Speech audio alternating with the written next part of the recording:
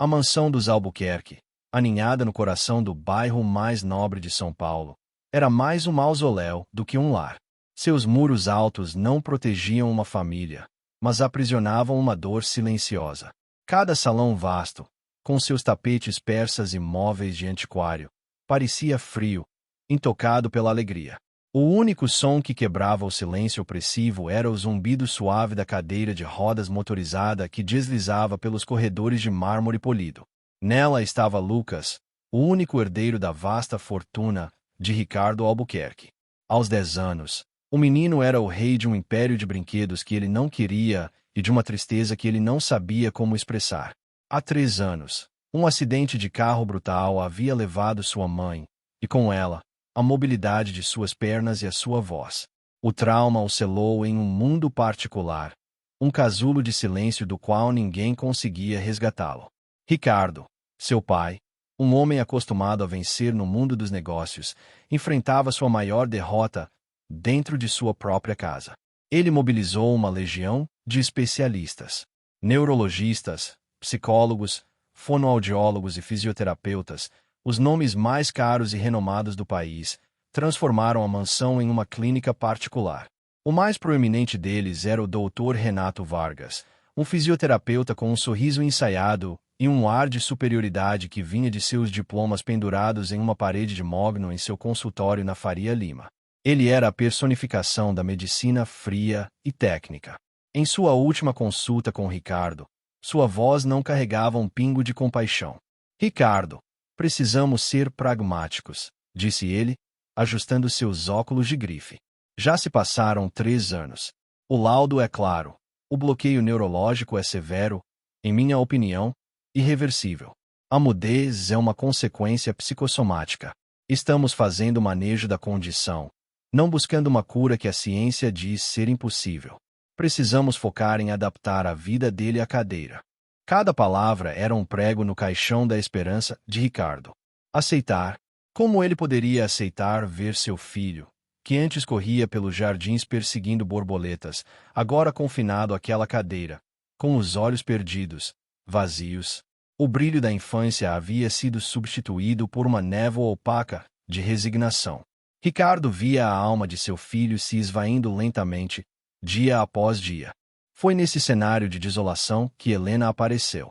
Ela não chegou em um carro importado, nem trazia consigo uma pasta de couro com credenciais impressionantes. Chegou de ônibus, com uma bolsa simples a tiracolo e um uniforme de faxineira recém-passado. Uma mulher na casa dos 40 anos, cujo rosto era um mapa de uma vida de lutas, mas cujos olhos brilhavam com uma luz de resiliência e bondade. Contratada para se juntar à equipe de limpeza, Helena se movia pela mansão com uma eficiência silenciosa. Mas, ao contrário dos outros, ela via além da poeira e do luxo. Enquanto limpava o quarto de Lucas, um santuário de tecnologia assistiva e brinquedos caros, ela não via o paciente que todos descreviam. Ela via um menino pequeno e assustado, afogando-se em um oceano de silêncio. O silêncio dele não era vazio para ela. Era um grito ensurdecedor por conexão, por calor humano. Certo dia, Helena estava polindo o corrimão do corredor quando ouviu um som vindo do quarto de Lucas. Um gemido baixo, um som de dor contida. Seu instinto de mãe falou mais alto que qualquer protocolo de funcionária. Ela largou o pano de lado, com o coração apertado, aproximou-se da porta, entreaberta. A cena que viu a fez congelar. Dr. Renato estava de pé ao lado de um aparelho complexo de metal e tiras de couro. Ele tentava, com uma força desproporcional, encaixar a perna inerte de Lucas na máquina. O menino estava com o rosto contorcido em uma máscara de dor. Lágrimas silenciosas escorrendo por suas têmporas e se perdendo em seus cabelos. Vamos, Lucas, colabore. Seu pai não me paga uma fortuna para você ficar fazendo corpo mole, dizia o médico, sua voz carregada de uma impaciência cruel. Helena não conseguiu se conter. Ela entrou no quarto, sua presença humilde contrastando com a arrogância do ambiente. Com licença, doutor, disse ela, a voz firme, mas respeitosa. O senhor não vê que ele está sentindo muita dor. Dr. Renato virou-se abruptamente, como se tivesse sido picado por uma vespa. Ele a mediu de cima a baixo, um olhar de puro desdém em seu rosto. E quem seria você para ter uma opinião? A faxineira. Sua especialidade é alvejante, não neurologia. Faça o favor de voltar para o seu balde e me deixe fazer o meu trabalho. A humilhação nas palavras dele foi como um tapa. Mas Helena não recuou. Seus olhos não se fixaram no médico, mas no menino. Ela se ajoelhou ao lado da cadeira de rodas, ignorando a presença furiosa do Dr. Renato. Olhou fundo nos olhos de Lucas, em um gesto de pura intuição. Começou a sussurrar em um alemão rústico, quase esquecido, uma canção de ninar que sua avó alemã cantava para ela quando era criança. Sua voz era baixa, melodiosa, um bálsamo em meio à tensão. Naquele exato instante, algo extraordinário aconteceu. A tensão no corpo de Lucas diminuiu. Seus olhos, antes vagos, focaram-se intensamente nos de Helena. E então, um espasmo, um tremor visível percorreu sua perna direita. Foi um movimento minúsculo, um reflexo quase imperceptível para um olho destreinado. Mas Ricardo, que havia entrado no quarto atraído pelas vozes, viu. E para ele, aquele pequeno tremor não foi um espasmo. Foi um terremoto. Foi o sol rompendo as nuvens de uma tempestade que já durava 3 anos. Aquele momento mudou tudo. Desesperado por qualquer vislumbre de progresso, Ricardo tomou uma decisão que desafiava toda a lógica e o conselho de seus caros especialistas. Ele pediu a Helena que passasse mais tempo com Lucas. Apenas converse com ele, pediu, a voz embargada. Faça o que estava fazendo. Helena se tornou a sombra de Lucas. Ela não tinha aparelhos, então usava o toque. Não tinha técnicas, então usava paciência. Não tinha diplomas, então usava o coração. Ela contava histórias de sua infância no interior. Descrevia o cheiro da terra molhada, o sabor da fruta colhida no pé. E, em momentos de quietude, ela sussurrava as velhas canções alemãs. E o milagre continuou a se desdobrar. Lucas, que antes se recusava a comer, começou a aceitar a comida da mão de Helena. O menino, que passava os dias olhando para a parede, começou a seguir Helena com os olhos pela sala. Pequenos sons guturais começaram a brotar de sua garganta, como as primeiras fontes de um rio seco. Com a ajuda dela, apoiando-se em seus ombros, ele começou a ficar de pé por alguns segundos, sentindo um formigamento nas pernas que há muito tempo não sentia. A melhora de Lucas era inegável, e isso se tornou uma ameaça direta ao Dr. Renato. Cada sorriso do menino era um atestado de sua própria incompetência. Cada som que Lucas emitia era uma acusação contra seus métodos frios e caros. A inveja profissional se transformou em um ódio venenoso. Ele precisava esmagar aquela mulher. Precisava provar que ela era uma fraude. Ele armou uma cena. Em uma reunião tensa com Ricardo, ele jogou uma pasta sobre a mesa. Ricardo, você está sendo perigosamente ingênuo. Sua voz era um trovão. Essa mulher é uma charlatã. Ela não tem formação. Não tem credenciais. Sabe-se lá o que ela está fazendo com seu filho quando ninguém está olhando. Provavelmente usando algum tipo de droga. Algum sedativo para fazê-lo parecer calmo. Uma faxineira, pelo amor de Deus. O que ela entende de fisioterapia neurológica? A semente da dúvida foi plantada. Dr. Renato arregou com uma campanha sórdida de mentiras. Ele encontrou o frasco de remédios tarja preta, comprados por ele mesmo, no fundo da bolsa modesta de Helena. Imprimiu artigos falsos da internet sobre curandeiros que causaram danos permanentes a pacientes vulneráveis. Ele usou sua autoridade, seu jaleco branco, sua retórica polida, para envenenar a mente de Ricardo. E Ricardo, um homem do mundo corporativo, um homem que acreditava em dados, em provas, em credenciais, vacilou. A pressão era imensa. E se Renato estivesse certo?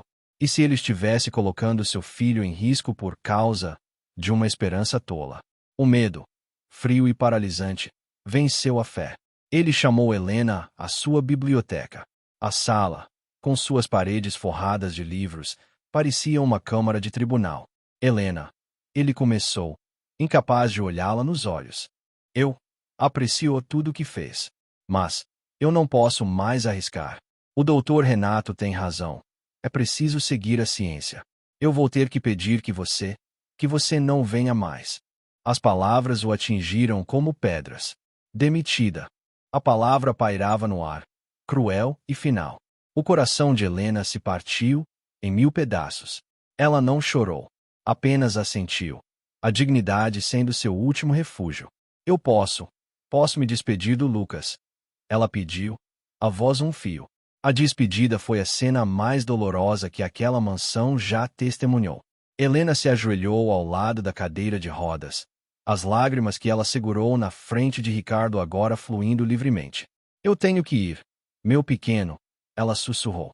Lucas, que não entendia as palavras, entendeu o tom. Ele viu a dor nos olhos de Helena. Viu a mala dela perto da porta. O pânico tomou conta dele. Ele se agarrou ao braço dela com uma força surpreendente. Seus lábios se abriram e, pela primeira vez em 3 anos, um som articulado, uma palavra, rasgou o silêncio da casa. Um grito desesperado que ecoou pelos corredores de mármore. Não. Mas o grito veio tarde demais. Um segurança, seguindo ordens, gentilmente, mas com firmeza, conduziu Helena para fora da mansão. Ela caminhou para longe, humilhada, carregando o peso da acusação de ser uma farsa, deixando para trás o menino cujo mundo ela havia começado a reconstruir. As semanas que se seguiram foram um mergulho, de volta ao abismo. Lucas regrediu a um estado pior do que antes. O silêncio voltou, mas agora era um silêncio pesado, acusador.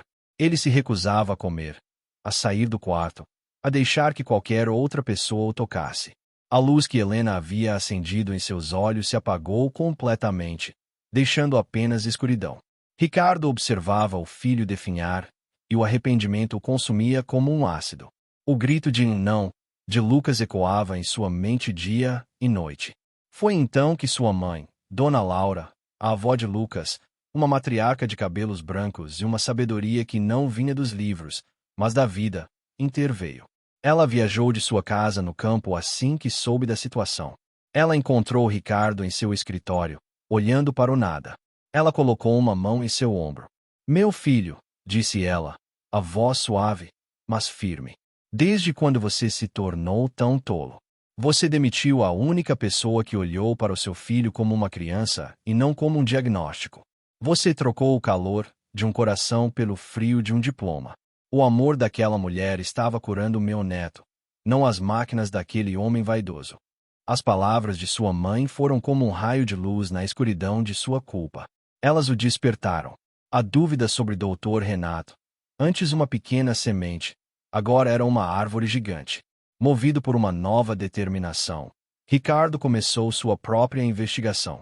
Ele passou a noite em claro, revisando horas e horas de gravações das câmeras de segurança da mansão. E então, ele encontrou. A imagem era clara, inconfundível.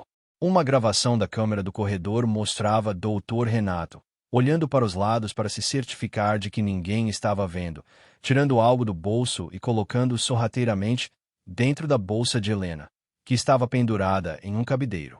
A verdade o atingiu com a força de um trem.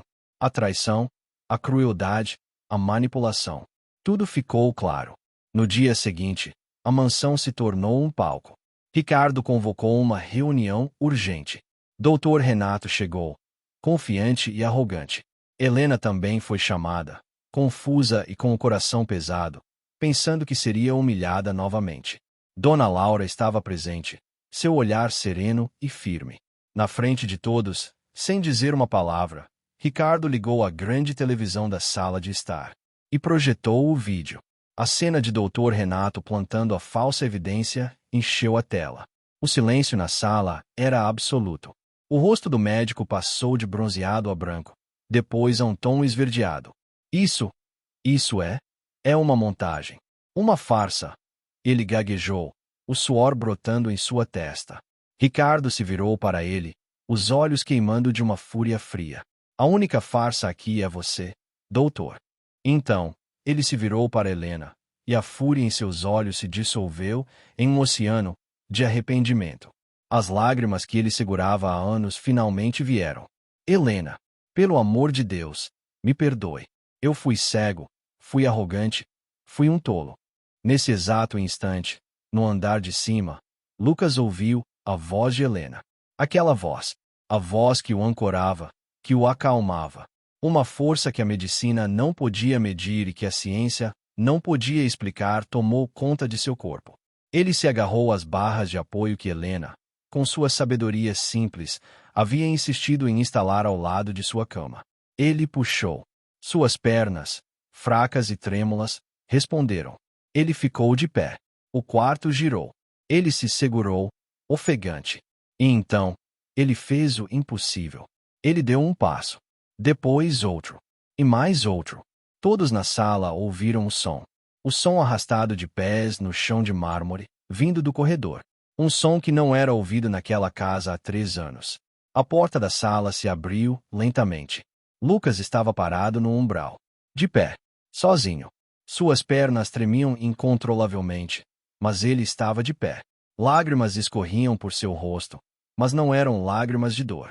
Ele olhou diretamente para Helena. E com uma voz clara, alta e cheia de amor, ele disse as 3 palavras que selaram o destino de todos naquela sala. Helena, não vá. O que se seguiu foi um turbilhão de emoções puras. Helena correu e envolveu o menino em um abraço, ambos chorando. Ricardo se juntou a eles, abraçando os dois, soluçando suas desculpas e sua gratidão. Dona Laura observava, com um sorriso sereno, o triunfo do amor sobre o orgulho. Doutor Renato, esquecido por todos, saiu de fininho, mas não foi longe. Sua carreira acabou naquela sala. A denúncia de Ricardo, acompanhada do vídeo, resultou na cassação de sua licença e em múltiplos processos por fraude e negligência. Mas para a família Albuquerque, a vingança era irrelevante. O verdadeiro milagre estava acontecendo ali, na sala de estar. A mansão, antes um palácio de silêncio, foi invadida pelo som mais bonito do mundo, a risada de Lucas. Ele não apenas andou, ele correu. Ele não apenas falou, ele cantou. Ele e Helena se tornaram inseparáveis. Ricardo olhou para Helena, não mais como a faxineira, mas como a mulher que salvou seu filho e, por consequência, a ele mesmo. Seu lugar não é limpando esta casa, Helena. É construindo este lar conosco. Você não é um anjo. Você é a rainha desta família. A família que o dinheiro não pôde consertar, o amor reconstruiu. A história da faxineira que sussurrou em alemão e fez um menino andar se tornou uma lenda na família Albuquerque. Um lembrete eterno de que os maiores milagres não vêm da técnica, mas da alma, e que a cura mais poderosa de todas sempre será o amor incondicional.